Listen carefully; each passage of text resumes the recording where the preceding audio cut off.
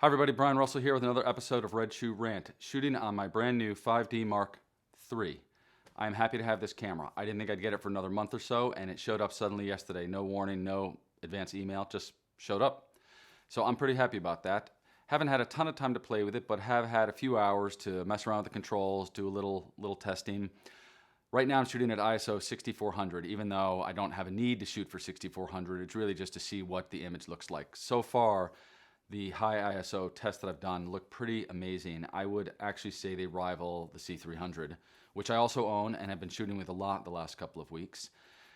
Certainly they don't rival the C300 when it comes to color correction or effects, or certainly dynamic range. That's, for me, one of the big issues is dynamic range and resolution, the ability to kind of blow the image up, do some reframing.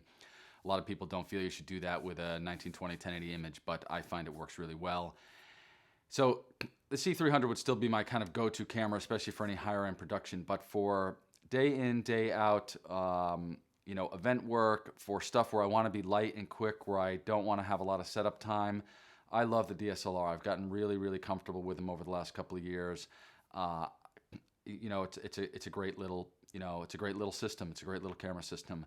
I record single system sound almost all the time with the Juice Link DT454, which is what I'm doing right now.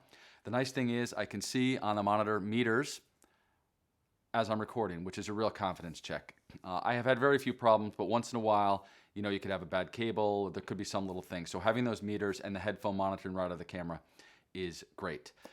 One of the things I was really worried about, this is a little tiny thing, but it's a big thing too, which is the magnify button for focus assist. They've moved it to the left side of the camera, which makes no sense to me at all because, I'm shooting with my right hand and I'm focusing with my left hand, and to have to move my left hand back to use the focus assist would not work very well at all, especially in video where I need to focus a lot on the fly. But what I found is that the set button can be reprogrammed as the zoom focus assist. So that's what I've done, and that works out great. Still rolling shutter, still moire. Those features are much better features. Those are problems. Those problems don't exist nearly as much in the C300. They have really been addressed well.